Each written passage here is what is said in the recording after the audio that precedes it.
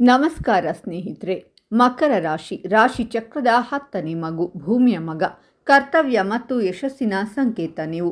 ನಿಮ್ಮ ಅಧಿಪತಿ ಶನಿ, ಅಂದರೆ ಶಿಸ್ತು, ಕಷ್ಟ, ತಾಳ್ಮೆ, ರಚನೆ, ಅಧಿಕಾರ ಮತ್ತು ದೀರ್ಘಾವಧಿಯ ಫಲದ ಕಾರಕ. ನೀವು ಆಮೆ ಇದ್ದ ಹಾಗೆ ನಿಧಾನವಾಗಿ ಹೋಗ್ತೀರಾ, ಆದರೆ ಗುರಿ ತಲುಪಬೇಕು. ಯೌವನದಲ್ಲಿ ನೀವು ಕಷ್ಟಪಟ್ಟು ದುಡಿಯಬೇಕು ಅಂತ ಇರ್ತೀರಾ. ಬೆಳಿಗ್ಗೆ 5 ಗಂಟೆಗೆ ಎದ್ದು ರಾತ್ರಿ 12ರವರೆಗೆ ಕೆಲಸ ಮಾಡ್ತೀರಾ. ನೀವು ಇಂಜಿನಿಯರ್, ಸರ್ಕಾರಿ officer, builder, businessman, leader ಆಗಿರ್ತೀರಾ. ನಿಮಗೆ ಹೆಸರು, ಸ್ಥಾನ, ಆಸ್ತಿ ತುಂಬ ಮುಖ್ಯ. ನನ್ನ ಕುಟುಂಬಕ್ಕೆ ನಾನೇ ಆಧಾರ ಅನ್ನೋ ಜವಾಬ್ದಾರಿ ನಿಮ್ಮ ಹೆಗಲ ಮೇಲಿರುತ್ತೆ. ಆದರೆ ಮಕರ ರಾಶಿಯವರೇ, ಈ ಕರ್ತವ್ಯ, ಈ ಶಿಸ್ತು, ಈ ಜವಾಬ್ದಾರಿಯ ಜೀವನ 60 ವರ್ಷ ದಾಟಿದ ಮೇಲೆ ಹೇಗಿರುತ್ತೆ? ಶನಿ ನಿಮಗೆ ಯಾವ ಶುಭ ಫಲ ಕೊಡ್ತಾನೆ, ಯಾವ ಸವಾಲು ತರ್ತಾನೆ? ನಿಮ್ಮ ಏಕಾಂಗಿ ಹೋರಾಟಕ್ಕೆ ವಯಸ್ಸಾದ ಮೇಲೆ ಫಲ ಸಿಗುತ್ತಾ? ಸಂಪೂರ್ಣ ಮಾಹಿತಿ ಈ ವಿಡಿಯೋದಲ್ಲಿ ಹೇಳ್ತೀನಿ, ಕೊನೆವರೆಗೂ ಸ್ಕಿಪ್ ಮಾಡದೆ ನೋಡಿ. ಅದಕ್ಕೂ ಮುನ್ನ ನೀವು ಮಕರ ರಾಶಿಯವರಾಗಿದ್ದರೆ ವಿಡಿಯೋಗೆ ಲೈಕ್ ಮಾಡಿ. ಹಾಗೆ ನೀವಿನ್ನೂ ನಮ್ಮ ಜ್ಯೋತಿಷ್ಯ ದರ್ಶನ ಚಾನಲ್ಗೆ ಸಬ್ಸ್ಕ್ರೈಬ್ ಆಗಿಲ್ಲ ಅಂದರೆ ಈಗಲೇ ಸಬ್ಸ್ಕ್ರೈಬ್ ಮಾಡಿ. ಹಾಗೆ ಪಕ್ಕದಲ್ಲಿ ಬರೋ ಬೆಲ್ ಐಕಾನನ್ನು ಕ್ಲಿಕ್ ಮಾಡಿ. ನಿಮ್ಮ ಜೀವನದ ಸಕಲ ಸಮಸ್ಯೆಗಳಾದಂತಹ ಸತಿಪತಿ ಕಲಹ, ಪ್ರೀತಿಯಲ್ಲಿ ಮೋಸ, ಭೂಮಿ ವಿಚಾರ, ಕೋರ್ಟ್ ಕೇಸ್, ವ್ಯಾಪಾರ, ಹಣಕಾಸಿನ ತೊಂದರೆ, ಸಾಲಬಾಧೆ, ಸ್ತ್ರೀಯರು, ಗುಪ್ತ ಸಮಸ್ಯೆ, ಹೀಗೆ ಹಲವಾರು ಸಮಸ್ಯೆಗಳಿಗೆ ಶಾಶ್ವತ ಪರಿಹಾರ ಮಾಡಿಕೊಡುತ್ತಾರೆ. ಡಿಸ್ಪ್ಲೇ ಮೇಲೆ ಕಾಣುವ ಗುರುಜಿ ನಂಬರ್ಗೆ ಒಮ್ಮೆ ಕರೆ ಮಾಡಿ. ಮೊದಲು ಮಕರ ರಾಶಿಯವರ ಯೌವನ ಹೇಗಿರುತ್ತೆ ಅಂತ ನೋಡೋಣ. ಒಂದು ಮಾತಿನಲ್ಲಿ ಹೇಳಬೇಕಂದ್ರೆ ಕಷ್ಟ ಮತ್ತು ಕರ್ತವ್ಯ. 20ರಿಂದ 50 ವರ್ಷದವರೆಗೆ ನಿಮ್ಮ ಲೈಫ್ನಲ್ಲಿ ರಜಾ ಅನ್ನೋದೇ ಇರಲ್ಲ. ಮೊದಲು ಕೆಲಸ, ಆಮೇಲೆ ಖುಷಿ ಅನ್ನೋದು ನಿಮ್ಮ ನಿಯಮ. ನೀವು ತುಂಬ ಪ್ರಾಕ್ಟಿಕಲ್, ಭಾವನೆಗಿಂತ ಫಲಕ್ಕೆ ಮಹತ್ವ ಕೊಡ್ತೀರಾ. ನೀವು ಒಬ್ಬರೇ ಎಲ್ಲ ಜವಾಬ್ದಾರಿ ಹೊರ್ತೀರಾ. ಮನೆ, ಲೋನ್, ಮಕ್ಕಳ ಫೀಸ್, ತಂದೆ ತಾಯಿಯ ಆರೈಕೆ ಎಲ್ಲವನ್ನೂ ನೀವು ನೋಡ್ಕೊಳ್ತೀರಾ. ಈ ಸಮಯದಲ್ಲಿ ನೀವು ನಿಧಾನವಾಗಿ ಆದರೂ ದೊಡ್ಡ ಹೆಸರು, ದೊಡ್ಡ ಆಸ್ತಿ, ದೊಡ್ಡ ಸ್ಥಾನ ಸಂಪಾದನೆ ಮಾಡ್ತೀರಾ. ಆದರೆ ಒಂದು ಸಮಸ್ಯೆ, ಅತಿಯಾದ ಕೆಲಸ, ವಿಶ್ರಾಂತಿ ಇಲ್ಲ. ನಾಳೆ ಮಾಡೋಣ ಅಂತ ಖುಷಿಯನ್ನು ಮುಂದೆ ಹಾಕ್ತೀರಾ. ಆದರೆ ವಯಸ್ಸು 60 ದಾಟಿದ ಮೇಲೆ ಏನಾಗುತ್ತೆ? ಇಲ್ಲಿ ಆಟ ಬದಲಾಗುತ್ತೆ. ನಿಮ್ಮ ದೇಹ ಇನ್ನು ದುಡಿಯೋಕೆ ಆಗಲ್ಲ ಅಂತ ಹೇಳುತ್ತೆ. ಮೊದಲು 16 ಗಂಟೆ ಕೆಲಸ ಮಾಡಿದ ನೀವು ಈಗ 2 ಗಂಟೆ ಕೆಲಸ ಮಾಡಿದ್ರೂ ಸುಸ್ತು. ಶನಿ ವಯಸ್ಸಾದ ಮೇಲೆ ಮೂಳೆ, ಕೀಲು, ಕಾಲು, ಹೃದಯ, BP ಸಮಸ್ಯೆ ತರ್ತಾನೆ. ಮೊದಲು ಆಫೀಸ್ನಲ್ಲಿ 100 ಜನ ಸರ್ ಅಂತಿದ್ರು. ಈಗ ರಿಟೈರ್ಡ್ ಆದಮೇಲೆ ಫೋನ್ ಕೂಡ ಬರಲ್ಲ. ನೀವು ಕಟ್ಟಿದ ಸಾಮ್ರಾಜ್ಯವನ್ನು ಮಕ್ಕಳು ಹೇಗೆ ನೋಡ್ಕೊಳ್ತಾರೆ ಅಂತ ಟೆನ್ಷನ್. ಇದು ಮಕರ ರಾಶಿಯವರಿಗೆ ಮೊದಲನೇ ದೊಡ್ಡ ಪರೀಕ್ಷೆ. ಯಾಕಂದರೆ ನಾನಿಲ್ಲದೆ ಏನೂ ಆಗಲ್ಲ ಅನ್ನೋ ಭ್ರಮೆ ಮುರಿಯುತ್ತೆ. ಆದರೆ ವಯಸ್ಸಾದ ಕಾಲ ಪೂರ್ತಿ ಕಷ್ಟ ಅಂತಲ್ಲ. ಮಕರ ರಾಶಿಯವರಿಗೆ 60ರ ನಂತರ 4 ದೊಡ್ಡ ಶುಭ ಫಲಗಳು ಸಿಗುತ್ತೆ. ಶುಭ ಫಲ 1, ಪ್ರತಿಷ್ಠೆ ಮತ್ತು ಗೌರವ. ನೀವು ಯೌವನದಲ್ಲಿ ಕಟ್ಟಿದ ಹೆಸರು, ಕಟ್ಟಿದ ಆಸ್ತಿ ಈಗ ನಿಮಗೆ ಗೌರವ ತರುತ್ತೆ. ಉದಾಹರಣೆ, ನೀವು ರಿಟೈರ್ಡ್ ಆದಮೇಲೆ ಸಮಾಜದ ಅಧ್ಯಕ್ಷರಾಗ್ತೀರಾ. ಎಲ್ಲ ಫಂಕ್ಷನ್ನಲ್ಲಿ ಮುಖ್ಯ ಅತಿಥಿಯಾಗಿ ಕರೀತಾರೆ. ನಿಮ್ಮ ಒಂದು ಸಹಿಯಿಂದ 10 ಜನರಿಗೆ ಕೆಲಸ ಸಿಗುತ್ತೆ. ಇದು ಶನಿ ಕೊಡೋ ದೊಡ್ಡ ಗಿಫ್ಟ್. ನಿಮ್ಮ ಕಷ್ಟಕ್ಕೆ ಈಗ ಬೆಲೆ ಬರುತ್ತೆ. ಶುಭ ಫಲ 2, ಆಸ್ತಿ ಮತ್ತು ಆರ್ಥಿಕ ಭದ್ರತೆ.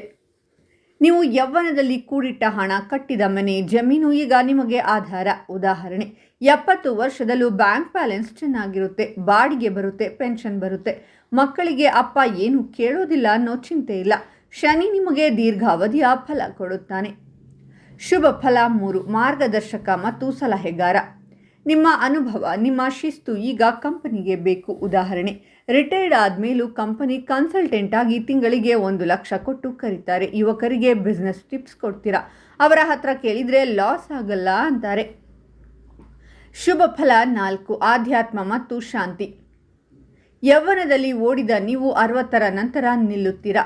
ಧ್ಯಾನ, ಪೂಜೆ, ದಾನ, ಸೇವೆ ನಿಮಗೆ ಶಾಂತಿ ಕೊಡುತ್ತೆ. ಉದಾಹರಣೆ, ಅನೇಕ ಮಕರ ರಾಶಿಯವರು ವಯಸ್ಸಾದ ಮೇಲೆ ಅನ್ನದಾನ, ವೃದ್ಧಾಶ್ರಮಕ್ಕೆ ಸಹಾಯ ಮಾಡ್ತಾರೆ. ನಿಮ್ಮ ಕರ್ತವ್ಯ ಈಗ ಸಮಾಜಕ್ಕಾಗುತ್ತೆ. ಈಗ 4 ದೊಡ್ಡ ಸವಾಲುಗಳ ಬಗ್ಗೆ ಮಾತಾಡೋಣ. ಸವಾಲು 1, ಏಕಾಂಗಿತನ ಮತ್ತು ಕೆಲಸದ ಚಟ. ಮಕರ ರಾಶಿಯವರಿಗೆ ಕೆಲಸ ಇಲ್ಲದೆ ಇರೋಕೆ ಆಗಲ್ಲ. ರಿಟೈರ್ಡ್ ಆದಮೇಲೂ ಆಫೀಸ್ಗೆ ಹೋಗಬೇಕು ಅಂತ ಹಾತೊರೆಯುತ್ತೀರಾ. ಉದಾಹರಣೆ, ಮನೆಯಲ್ಲಿ ಸುಮ್ಮನೆ ಕೂತ್ಕೊಳ್ಳೋಕೆ ಆಗದೆ ಮತ್ತೆ ಬಿಸ್ನೆಸ್ ಶುರು ಮಾಡ್ತೀರಾ. ಕುಟುಂಬದ ಜೊತೆ ಟೈಮ್ ಕಳೆಯೋದಕ್ಕೆ ಮರ್ತು ಬಿಡ್ತೀರಾ. ಇದರಿಂದ ಒಂಟಿತನ ಶುರುವಾಗುತ್ತೆ. ಸವಾಲು 2, ಆರೋಗ್ಯದ ಪರೀಕ್ಷೆ. ಮಕರ ರಾಶಿ ಮೂಳೆ, ಕೀಲು, ಕಾಲು, ಹಲ್ಲು, ಚರ್ಮಕ್ಕೆ ಸಂಬಂಧಿಸಿದ್ದು. ವಯಸ್ಸಾದ ಮೇಲೆ ಆರ್ಥರೈಟಿಸ್, ಕಾಲು ನೋವು, ಹೃದಯದ ಸಮಸ್ಯೆ, BP ಕಾಮನ್. ಯಾಕಂದರೆ ನೀವು ಯೌವನದಲ್ಲಿ ರೆಸ್ಟ್ ತಗೊಂಡಿಲ್ಲ, ಊಟದ ಟೈಮ್ ಮಿಸ್ ಮಾಡಿದ್ದೀರಾ. ಸವಾಲು 3, ಅತಿಯಾದ ಚಿಂತೆ ಮತ್ತು ನಿಯಂತ್ರಣ. ಮಗ ಬಿಸ್ನೆಸ್ ಸರಿಯಾಗಿ ನೋಡ್ಕೊಳ್ತಾನ, ಆಸ್ತಿ ಹಾಳಾಗುತ್ತಾ ಅಂತ 24 ಗಂಟೆ ಚಿಂತೆ. ಉದಾಹರಣೆ, ಮಗ ಏನಾದರೂ ಬದಲಾವಣೆ ಮಾಡಿದರೆ ನಾನು ಹೇಳಿದ ಹಾಗೆ ಮಾಡು ಅಂತ ಜಗಳ. ಈ ಕಂಟ್ರೋಲ್ ಮನೆಯಲ್ಲಿ ಟೆನ್ಷನ್ ತರುತ್ತೆ. ಸವಾಲು 4, ಭಾವನೆಗಳನ್ನು ತೋರಿಸದೇ ಇರೋದು. ನೀವು ಒಳಗೆ ತುಂಬ ಪ್ರೀತಿ ಇಟ್ಕೊಂಡಿರ್ತೀರಾ, ಆದರೆ ಹೊರಗೆ ಹೇಳಲ್ಲ. ನಾನು ನಿನ್ನನ್ನು ಪ್ರೀತಿಸ್ತೀನಿ ಅಂತ ಮಕ್ಕಳಿಗೆ ಹೇಳೋದಿಲ್ಲ. ಉದಾಹರಣೆ, ಮೊಮ್ಮಕ್ಕಳು ಅಜ್ಜ ಕೋಪ ಅಂತ ದೂರ ಹೋಗ್ತಾರೆ. ನಿಮ್ಮ ಕಠಿಣ ಸ್ವಭಾವದಿಂದ ಜನ ದೂರ ಆಗ್ತಾರೆ. ಹಾಗಾದರೆ ಮಕರ ರಾಶಿಯವರು ವಯಸ್ಸಾದ ಕಾಲದಲ್ಲಿ ಖುಷಿಯಾಗಿರೋದು ಹೇಗೆ? 3 ಮಂತ್ರಗಳನ್ನು ತಿಳಿಸಿಕೊಡ್ತೀನಿ ನೋಡಿ. ಮಂತ್ರ 1, ಕೆಲಸ ಬಿಡು, ಸಂಬಂಧ ಹಿಡಿ. 24 ಗಂಟೆ ಕೆಲಸದ ಬಗ್ಗೆ ಯೋಚನೆ ಮಾಡಬೇಡಿ. ದಿನ 1 ಗಂಟೆ ಮೊಮ್ಮಕ್ಕಳ ಜೊತೆ ಆಟ ಆಡಿ. ನಾನಿಲ್ಲದೆ ಕಂಪನಿ ನಡೆಯಲ್ಲ ಅನ್ನೋ ಅಹಂ ಬಿಡಿ. ಮಂತ್ರ 2, ದೇಹ ಮತ್ತು ಮೂಳೆಯ ಕೇರ್. ದಿನ 20 ನಿಮಿಷ ವಾಕಿಂಗ್, ಸೂರ್ಯನ ಬೆಳಕು, ಕ್ಯಾಲ್ಸಿಯಂ. ಕಾಲು ನೋವಿದ್ದರೂ ಚಲನೆ ನಿಲ್ಲಿಸಬೇಡಿ. ನಿಮ್ಮ ದೇಹವೇ ನಿಮ್ಮ ದೊಡ್ಡ ಆಸ್ತಿ. ಮಂತ್ರ 3, ಭಾವನೆ ಹೇಳಿ. ನನಗೆ ನಿನ್ನ ಬಗ್ಗೆ ಹೆಮ್ಮೆ ಇದೆ ಅಂತ ಮಗನಿಗೆ ಹೇಳಿ. ನೀನು ಚೆನ್ನಾಗಿ ಮಾಡ್ತೀಯಾ ಅಂತ ಪ್ರಶಂಸೆ ಮಾಡಿ. ನಿಮ್ಮ ಕಠಿಣತೆಯ ಒಳಗೆ ಇರೋ ಮೃದುವಾದ ಹೃದಯವನ್ನು ತೋರಿಸಿ. ಮಕರ ರಾಶಿಯವರೇ, ನೀವು ದೇವರಿಗೆ ಇಷ್ಟವಾದ ಮಕ್ಕಳು. ಯಾಕಂದರೆ ನೀವು ಸ್ವಾರ್ಥ ಇಲ್ಲದೆ 40 ವರ್ಷ ಕಷ್ಟಪಟ್ಟು ದುಡಿದಿದ್ದೀರಾ. ಯೌವನದಲ್ಲಿ ನೀವು ಕುಟುಂಬದ ಆಧಾರ ಸ್ತಂಭ ಆಗಿದ್ರಿ. ವಯಸ್ಸಾದ ಮೇಲೆ ನೀವು ಅನುಭವದ ಪರ್ವತ ಆಗ್ತೀರಾ. ನೆನಪಿಟ್ಟುಕೊಳ್ಳಿ, ಕೆಲಸ ಮುಖ್ಯ, ಆದರೆ ನೆನಪು ಅದಕ್ಕಿಂತ ಮುಖ್ಯ. ನಿಮ್ಮ ಶಿಸ್ತು, ನಿಮ್ಮ ಕರ್ತವ್ಯ, ನಿಮ್ಮ ತಾಳ್ಮೆ ಇವೆಲ್ಲ ನಿಮ್ಮ ಆಸ್ತಿ. ಆದರೆ ಅದರ ಜೊತೆಗೆ ಪ್ರೀತಿ ಸೇರಿಸಿದರೆ ನೀವು ರಾಜ ಆಗ್ತೀರಾ. ನೀವು ಆಜ್ಞೆ ಮಾಡುವವರಲ್ಲ, ನೀವು ಮಾರ್ಗ ತೋರಿಸುವವರು. ನಿಮ್ಮ ಕಷ್ಟದ ಕತೆ ಮುಂದಿನ ತಲೆಮಾರಿಗೆ ಪಾಠ. ಕೊನೆ ಕಾಲದಲ್ಲಿ ನಿಮ್ಮ ಜೊತೆ ಇರೋದು ಬ್ಯಾಂಕ್ ಬ್ಯಾಲೆನ್ಸ್ ಅಲ್ಲ, ನಿಮ್ಮಿಂದ ಕೆಲಸ ಕಲಿತ ಜನರ ಆಶೀರ್ವಾದ. ಅದನ್ನು ಸಂಪಾದನೆ ಮಾಡಿ. ಯೌವನದಲ್ಲಿ ಎಲ್ಲರಿಗಾಗಿ ದುಡಿದ್ರಿ. ವಯಸ್ಸಾದ ಮೇಲೆ ನಿಮಗೋಸ್ಕರ ಬದುಕಿ, ಕರ್ತವ್ಯ ಮಾಡಿ, ಆದರೆ ಖುಷಿಯನ್ನು ಮರೆಯಬೇಡಿ.